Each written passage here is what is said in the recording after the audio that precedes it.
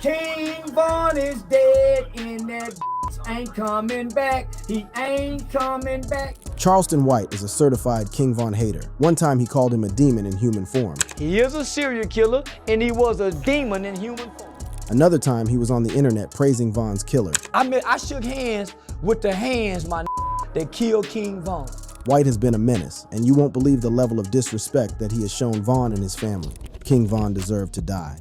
Charleston White doesn't have a problem dissing the dead, and in his interview with DJ Academics, he revealed why he would never stop dissing King Von, even as he lies in his grave.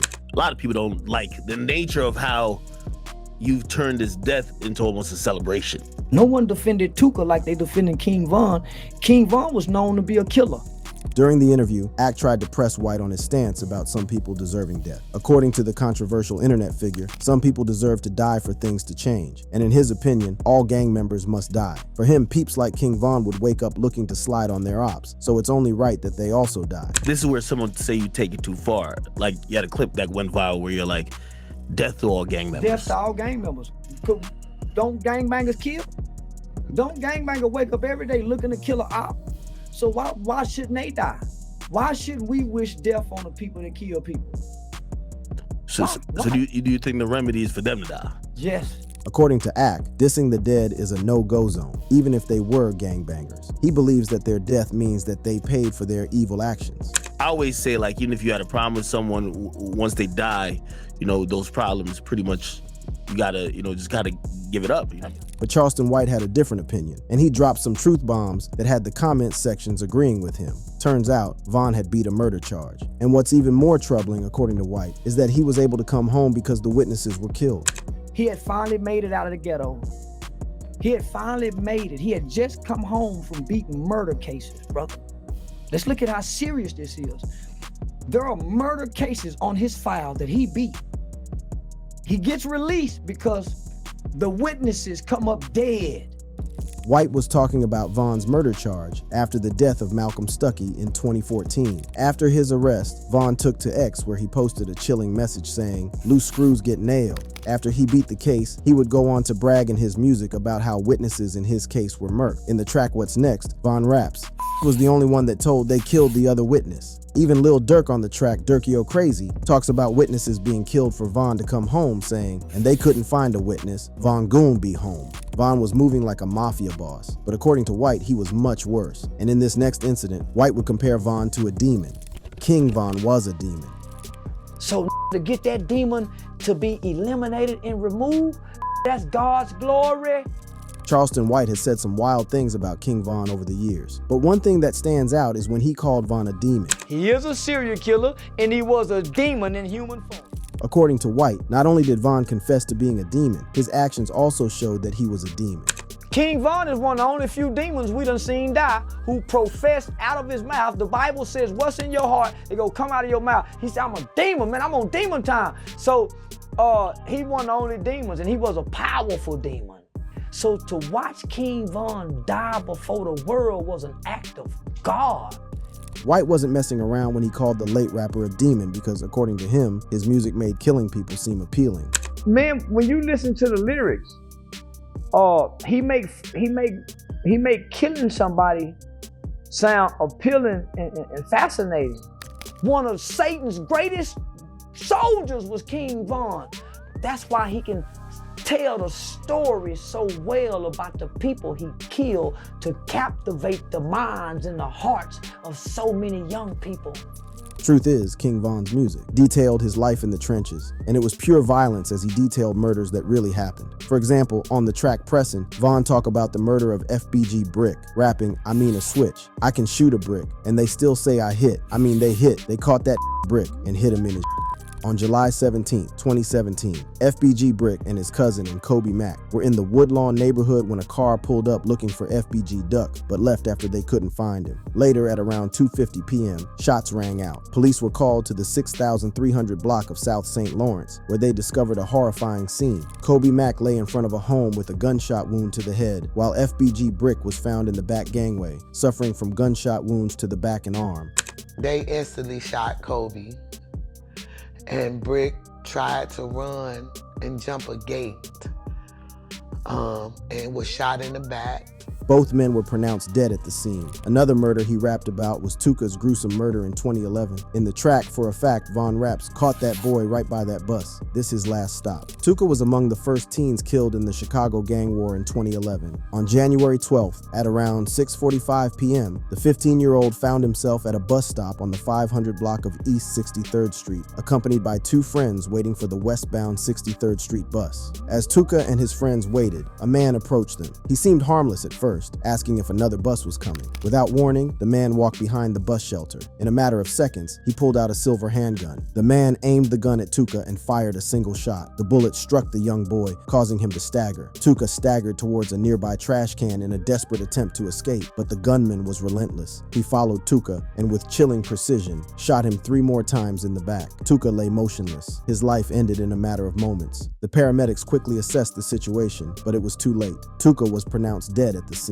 and while Von wasn't connected to these murders, he had no problem rapping about them. However, he also rapped about murders that he carried out. And this is what made Charleston White hate Von. Why Charleston White hates King Von.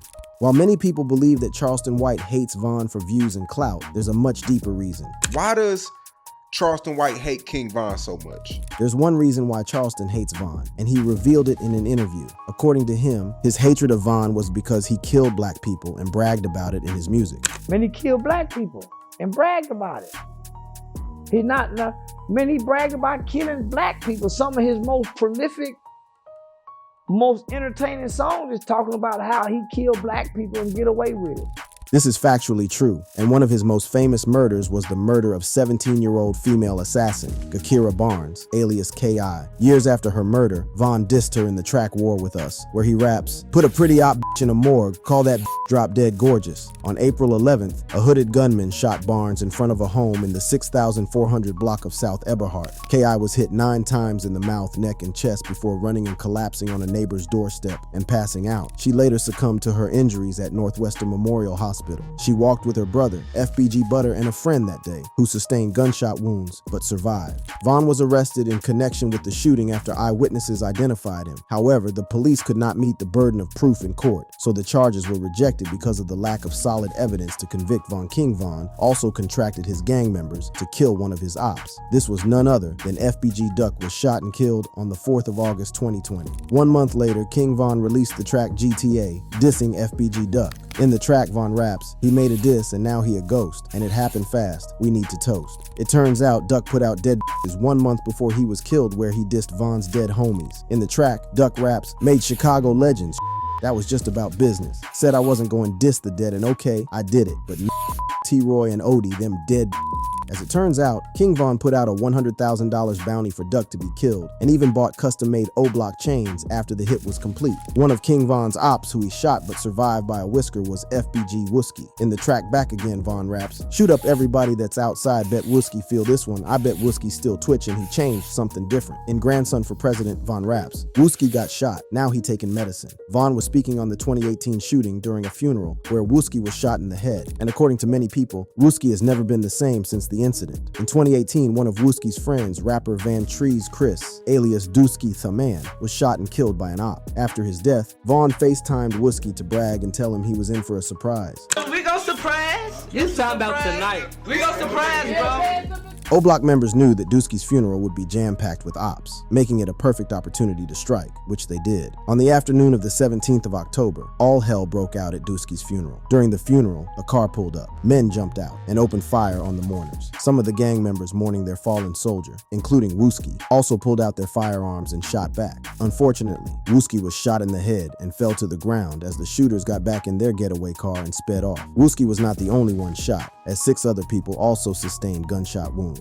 Luckily, everyone survived, including Wooski, who was shot in the head. Charleston White's hatred for Von is so intense that he decided to do the unthinkable. He linked up with Von's killer, Lil Tim. Charleston White praises King Von's killer. Charleston White is considered the ultimate troll, and his trolling antics and his disrespect have gone beyond interviews. And recently, he decided to go to a whole new level. He decided to meet King Von's killer, and he was over the moon. I shook hands with the hands, that killed King Von. According to White, that was one of the greatest days of his life, and likened it to meeting Dr. Martin Luther King Jr. or even Malcolm X. That's like touching Dr. King to me. That's like shaking hands with Malcolm. Just like when I got to shake hands and hug Dr. Miles Monroe. White took to social media to post photos posing next to King Von's killer, Lil Tim, and he couldn't stop smiling. It turns out that Lil Tim was making a documentary about his life, and his mom wanted Charleston White to be a part of it since he has been defending and praising her son in public. He also added a caption dissing Von and praising Lil Tim for killing the Chicago rapper. I actually met this great young king and shook the legendary hand that pulled the trigger to slump and hump King Von. My life has been blessed with abundance ever since that day. I connected with the spirit of God's angel, aka the demon slayer. I love and honor this young right here. He's a hero to the nation. We smoking on that Von pack tonight, thank God for Lil Tim, the post read. Charleston White was referring to the brawl that left King Von dead from a gunshot wound. CCTV footage showed Von approaching fellow rapper Quando Rondo and punching him to the ground. Von's guys joined in and started raining blows on Quando as he tried in vain to get away from his attackers. In a split second, one of Quando's homeboys, who was later identified as Lil Tim, appeared from behind their vehicle with a gun in hand and started letting off shots as everyone ran away. Von was hit on his torso. He would later die from his gunshot wounds while in hospital. He even went a step further and compared the Lil Tim and Von incident to the popular David and Goliath story. White was talking about the time Von's best friend Lil Durk called Lil Tim a nerd in an interview with DJ Academics. Yeah,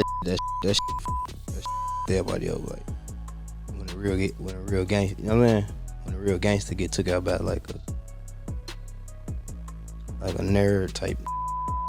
Well, it's no surprise that Charleston White has also gone in on Lil Durk on social media and in interviews. Charleston White disses King Von's best friend.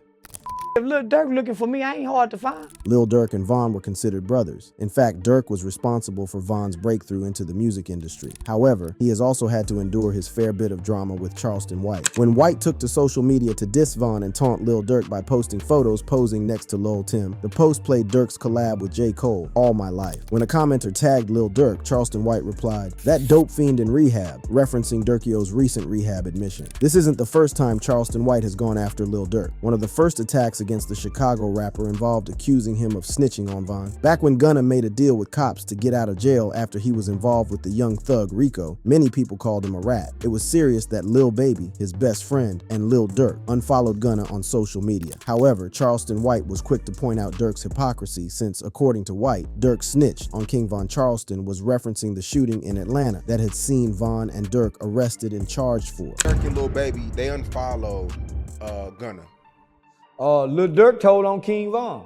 That's how he beat his charge. On February 5th, 2019, Alexander Weatherspoon sustained a gunshot wound but survived. A few months later, Durk and Von were arrested. In late October 2022, all charges against Durk were dropped. At the time his charges were released, Von had already died, which led many to believe that Durk may have told on Von. Many people were confused by the sudden turn of events because of the stack of evidence against the Chicago rapper. According to the female witness, a fight broke out in a car that was in front of them. The witness then said that she saw Durk pull out a firearm and she was forced to run for her life. As she ran around the building, she heard shots fired. She later saw the victim in a pool of blood. This means that she didn't see who fired the shots. Detectives also revealed that they had obtained surveillance footage showing Durk's hand sticking out of the SUV and firing his weapon at Weatherspoon. You see Mr. Banks' arm out the window firing several shots at the victim. Shocking court documents may reveal whether Durk ratted out his friend. In a statement released by the Georgia D. Fani Willis, she revealed that if co-defendant Davon Bennett, aka King Von, had not died in 2020, he would have been indicted for this incident. This statement sent the industry crazy. So according to the DA, if Von was alive, even if all the evidence to this point revolved around Durk, would still have been charged, and Durk would have gone scot-free. The theory was that Durk had told on Von and passed all the blame on him. Since Von could not defend himself, Durk was allowed to walk. However, there was a general feeling that Von was set up long before he died. One of the incidents that proved this was when one of Lil Durk's lawyers, Nicole Mormon, while posing as airport security, was rumored to have searched Von at an airport, an incident that Von caught on camera. It turns out that Nicole worked with the state for nearly 5 years as a felony probation officer and specialized task force agent, meaning she could go undercover. The plan seemed to be to get Von in serious trouble and portray him as the dangerous one between him and Durk. That way, Durk would walk and Von would end up in prison. Dirk isn't the only one to get dissed by White because Charleston has also gone after Von's family. Charleston White disses King Von's sister. Charleston White has not only gone after Von, his best friend, and praised his killer, he has also humiliated his family. And one person who has been on the receiving end of White's wrath is Von's sister, Kayla B. She don't want to hit no nigga that'll bite her jaw and scratch her face up like a girl. Well, Kayla B decided to go after Charleston White after years of dissing his dead brother. She took to X where she revealed that she had just run into White and decided not to attack him because cops were around. Why I just seen that Charleston White, whatever his name is, I would have beat his but the police was right there. Charleston White clapped back with his own X post where he addressed the situation and added a hilarious caption saying, "Dear King Von's sister, I want to kindly remind you that your tough dead brother was slumped at a club in Atlanta, Georgia for trying to fight a little skinny. I'm sure you don't want to join the hump in the ground gang for thinking you're tough too. I also want to remind you that I embrace your brother's killer with love, admiration, and appreciation for killing your brother. No love, Unc." He also took to his Instagram, where he continued to diss Kayla B, saying, "Tell King Von's sister that I have bisexual hands. We would have been celebrating Pride Month together." And in an interview, White revealed that if Kayla had put her hands on her, he would have reiterated in kind fashion. She don't want to hit no nigga that'll bite her jaw and scratch her face up like a girl. I scratch her face up like a girl, my nigga. And I bite her jaw where she'll permanently have a bite mark. It turns out Kayla B wasn't joking, and she would have jumped White. According to FBG Butter, Kayla was a savage and would fight guys in the hood. According to him, Charleston better watch out because Von's sister could beat him up and maybe even kill him. The can fight, so he better be careful. Cause Kayla will beat his then he old too, shorty. She around and hit him the wrong way and kill him. And Kayla B isn't afraid to confront anyone because one time she confronted a man in the streets who was rocking merch belonging to one of Von's ops, NBA Youngboy. Kayla B called out the man who was wearing a Supreme t-shirt featuring NBA Youngboy on it in a video and captioned it, "Who knows this man who walks around with another grown man on their shirt?" In the video, she called him an opster and a weirdo. Opster, he with the opster, but look at him. Opster, he look like an opster. Opster, weirdo. Where's Shirley? Shirley is weirdos around. Who walks around with another man on his shirt? He's a weirdo. But Von's sister isn't the only family member that Charleston has gone after because he decided to go after Von's mom. After meeting with Lil Tim, White took to his Instagram where he penned down a message to King Von's mom dissing her dead son. "Dear King Von's mother, I actually met this great young king and shook the legendary hand that pulled the trigger to slump and hump King Von. My life has been blessed with abundance ever since that day I connected with the spirit of God's angel, aka the Demon Slayer. I love and honor this young right here. He's a hero to the nation. We smoking on that Von pack tonight. Thank God for Lil Tim." According to White, King Von's mom never came out to condemn her son's actions, even after his death, which meant she agreed with his evil actions. Now let's look at King Von, mama. She been silent. I never seen it. She been silent. My mother said, son, silence is a form of agreement. Charleston White continues to disrespect King Von years after he was shot and killed. And as long as people continue praising the Chicago rapper and coming to his defense, White will be on hand to put Von and his fans in their place. And we'll be there to give you the tea. But as we wait for his next King Von rant, just remember to click on the boxes playing on your screen to watch similar content.